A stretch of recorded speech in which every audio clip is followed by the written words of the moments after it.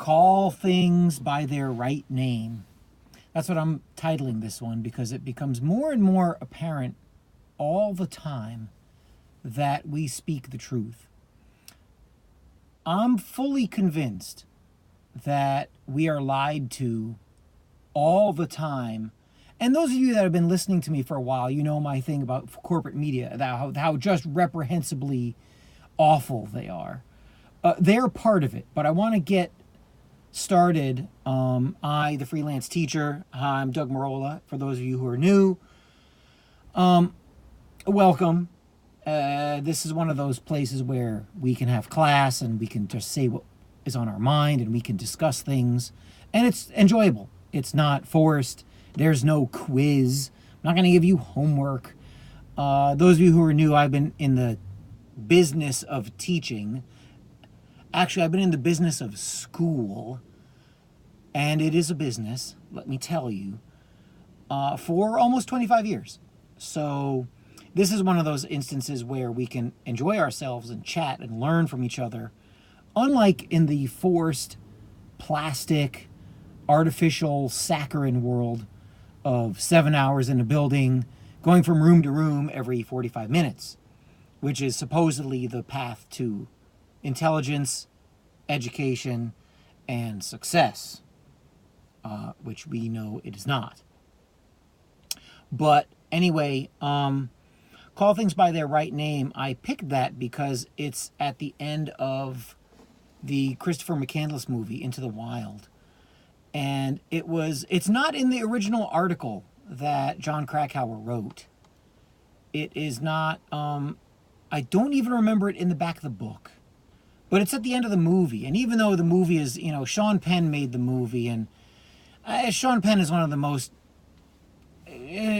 just awful Hollywood types. Leftist, socialist Hollywood weirdos. I don't know what he had to do to get to where he is, but he seems to have a serious amount of anger inside. So whatever they did to make him, that allowed him to be famous, I think it bothers him. Anyway, and real quick, as a quick aside, people think I make stuff up about some of these people, but there is a video out there of Sean Penn almost in tears about Hugo Chavez down in Venezuela, and he's practically crying and saying those people who don't like socialism and Hugo Chavez should die of rectal cancer. That's just weird. So that, I'll say something like that about Sean Penn, and students and probably you listening are like, what's he talking about? Why is he riffing on Sean Penn? Well, that's not normal. I don't know if YouTube has scrubbed the video, but you could probably find it. Wishing rectal cancer death on people who don't like Chavez down in Venezuela and who don't like socialism. It's just weird. That being said, Sean Penn, fabulously talented filmmaker, and at the end of Into the Wild, the movie, Christopher McCandless is starving to death, and he finally figures it out that family and goodness and being with others is the way, and he repeats call things by their right name. So I'm titling this one Call Things by Their Right Name because there was a throwaway comment in one of Owen Benjamin's latest streams, which I recommend highly, for interesting material and lots of truth and staying based and talking about family and this crazy fake United States that we live in. And one of these throwaway lines, and it was just a comment on Benjamin's part, where he was talking about how he was part of the Louder with Crowder, Steven Crowder's operation. He was part of that show. They do skits and they talk conservative Inc. policy and politics. And Benjamin mentioned that he was explaining why he thinks Nick Fuentes is a charlatan.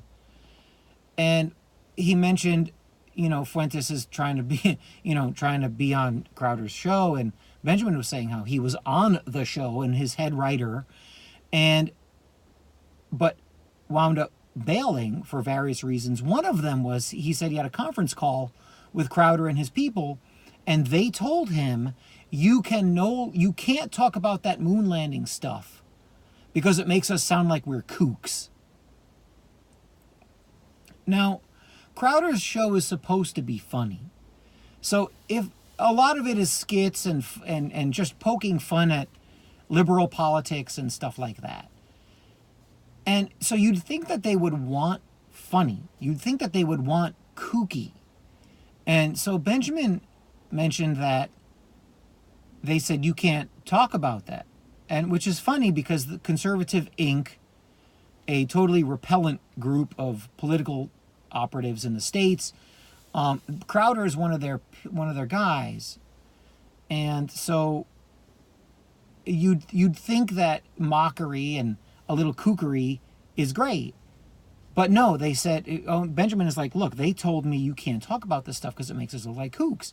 And I found that fascinating because it's so bizarre that the moon landing stuff carries so much weight. I'm starting to think that the visceral reaction from the establishment and many normal Americans, normies, it must be one of the bigger lies out there.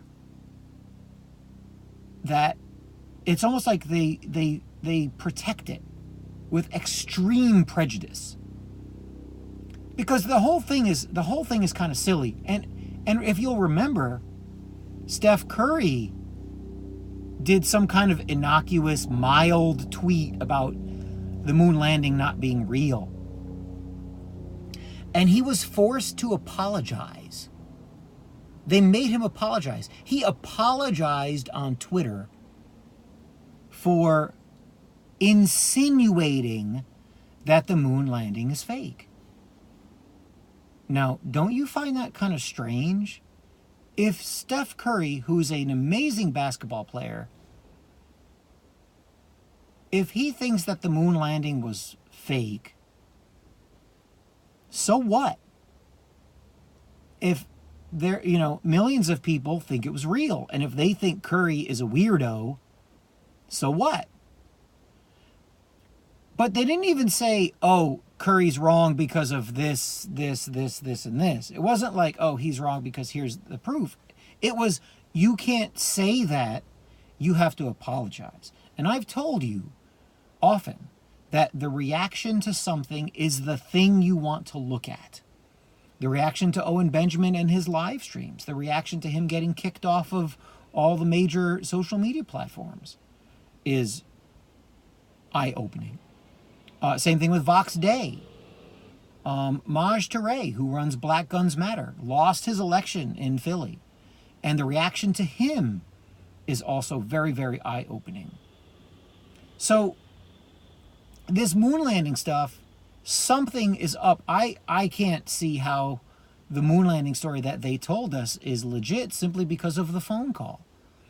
And when people talk to me about the moon landing, I don't talk about anything else except the 240,000 mile away having an antenna made out of aluminum foil and a 12-volt battery, and the people on the moon calling Richard Nixon, and him sitting at his desk in the White House, or in the Oval Office, on a corded, squiggly cord landline phone, speaking with Neil Armstrong in Washington, D.C., while Armstrong is through the entire atmosphere, 240,000 miles away, then they're talking to each other. That alone, I don't talk about any of the other stuff. I just say, I don't have an explanation for that. None of that makes sense to me, even by today's technology, and I leave it at that. And it's the reaction to that kind of talk that makes me realize that it is incumbent upon us to say things that we think like that. Now, I don't care about being called a conspiracy theorist. I don't care about being called a kook. I'm a tenured English teacher in the crappy neighborhood that nobody pays attention to, other than my legions of fans who always like and send my YouTube channel into the stratosphere. So it doesn't matter to me. But there are people with a lot to lose, and they're afraid to call things by their right name. Look at Steph Curry, untouchable. He's a black guy who's an amazing basketball player, a multimillionaire, and they made him apologize. Bend the knee. You said that the moon landing might not be real in a tweet that most of America doesn't pay attention to. What is a tenth, not even 1% of the American population on Twitter? My mom was on Twitter for about a month 4 years ago, and she's a technologically proficient, intelligent woman, and Skip. So my students aren't on Twitter. I'm in a high school, and my students are not on Twitter. Very, very few of them have anything to do with Twitter. Forget about having an account. And Steph Curry, and I'm in the black school. I'm in the black neighborhood in Mount Vernon, New York. And these are teenagers. They know more about social media than you or I will ever know. And Steph Curry tweets about the moon, and they make him bend the knee and apologize. And he does. He has a lot to lose.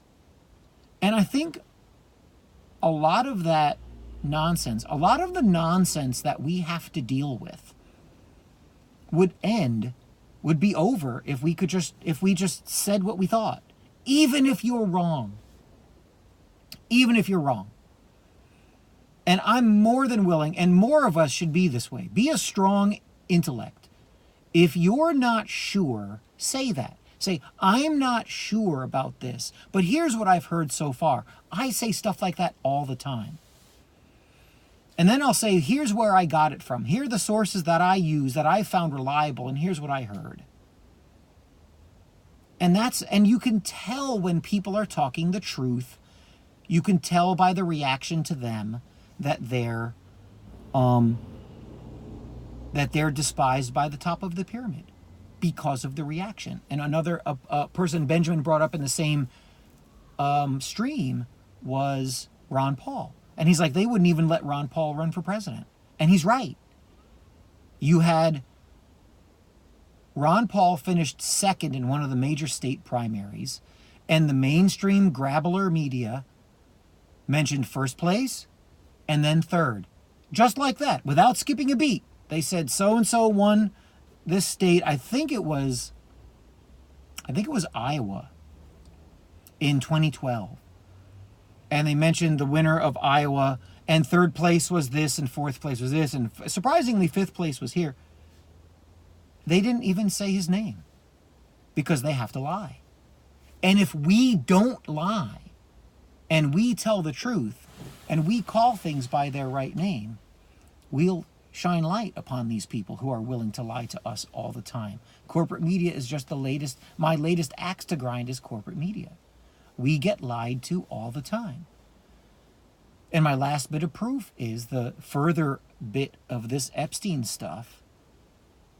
There was on Project Veritas site. There was like a letter from somebody using a code name from Harry Potter. And this letter said, I did this individually. I am sorry to Ms. Robach, the woman who was caught on the hot mic.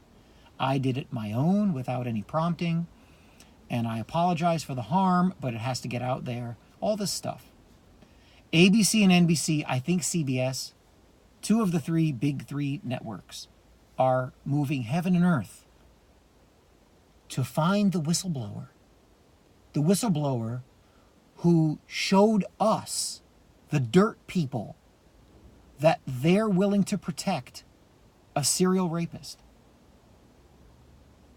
They're working hard. They are burning the midnight oil, trying to figure out through this pseudonym who the whistleblower was who released the video to Project Veritas so James O'Keefe and his crew, who are hated in the media, let us, the dirt people, in and to know that they're more than willing to protect evil, that they'll protect molestation of young girls.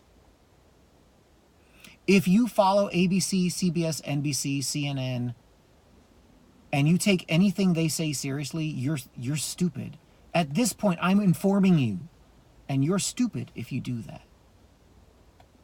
You're being lied to all the time. You see things that don't make sense and are not true. You don't have to announce it to YouTube. You don't have to write a chain letter email. Tell your friends when you're talking about it. Tell your children. I don't think that's the way it went. Or I don't believe that because. Because we need to call things, as Christopher McCandless is said to have mentioned, or at least insinuated at the end of the movie, call things by their right name. Be around people. Be around family. Be virtuous. These are things that matter. And the people at the top, corporate media, despicable. Hollywood, disgusting. The vast majority of the people in the federal government who are in charge, awful people. And I mean that. Look at the conspiracy to keep somebody like, all Ron Paul wanted to do is, let's follow the Constitution, let's have a sound budget, and not go to war. That was basically Ron Paul's entire platform twice, in 2008 and 2012. And I was too stupid and in the dark to see it in 2008. I knew the name. I was kind of a conservative Inc. guy at the time. I was like, the progressive liberals don't get it. I'm here in progressive liberal utopia, and it's a train wreck. Maybe the conservatives have something to say. So I knew the name, but not much. By 2012, I had taken a big bottle of red pills. And Ron Paul was saying, sound budget, no war. Let's not go overseas and kill people. And they didn't like it. And they went after him. And they would not let him run for president. They blocked him in New Hampshire. All kinds of chaos and nonsense going on there in 2012. And they blocked him in Iowa, the two biggest states. Go back and look. You'll see what I'm talking about. So let's call it the way we say it. I do. It makes my job fun. I talk to teenagers all day. It makes it enjoyable. They're hungry for truth. We all are. We all like it. It gives us a shield of strength. It gives us credibility among young people. And they're the ones who are going to remember you. They're going to remember the things you said. And they'll carry forth your legacy of truth and strength. Go forth and do likewise. I'll talk to you next time. Take care.